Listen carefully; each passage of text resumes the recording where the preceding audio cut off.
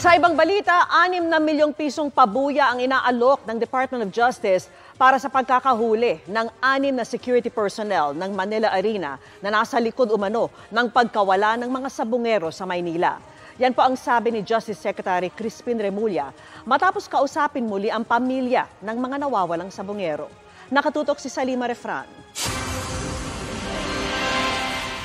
Muling humarap sa mga kaanak ng mga nawawalang sabungero ang NBI, CIDG, National Prosecution Service at si Justice Secretary Jesus Crispin Remulla para magbigay ng update sa mga kaso.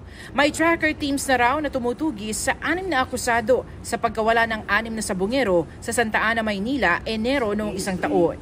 May warrant of arrest na para sa 6 na security personnel ng Manila Arena na ayon sa intel ng pulisya ay nasa bansa pa. We believe that these people are the one who orchestrated all this case, and so pag nahuli ito, lahat ng kaso, lahat ng case na inimbestigan namin ay masosolve. Bukod sa 6 counts ng kidnapping at serious illegal detention sa Manila RTC, nahaharap din ang akusadong si Julie Patidongan o alias Dondon sa pagkawala ng isa pang sabungero na si Michael Bautista sa Santa Cruz, Laguna noong April 2021. Si Patidongan ang nakita sa cellphone video na kasama ang nakaposes ng si Bautista. Ayon sa CIDG, may tinutumbok na raw silang mastermind sa likod ng pagkawala ng 34 na sabungero. We don't want na mag-file kami ng kaso na madidismiss lang. So we are collating all possible evidences para ma-pinpoint.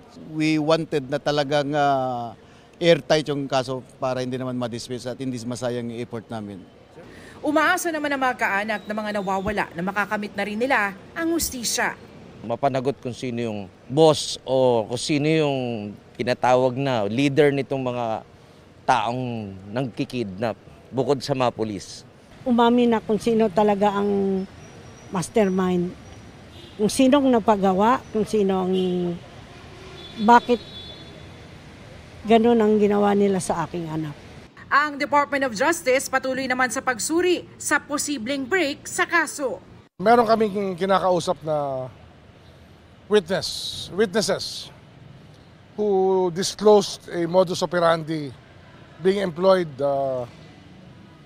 by underworld elements. These witnesses are actually police assets who were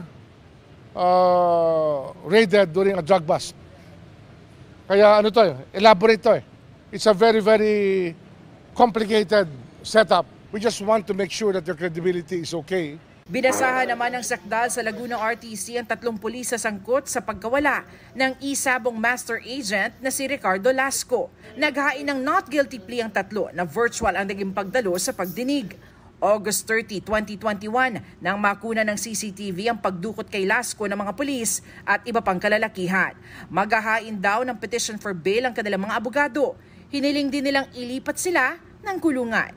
Para sa GMA Integrated News, Salima Refran, nakatutok 24 oras.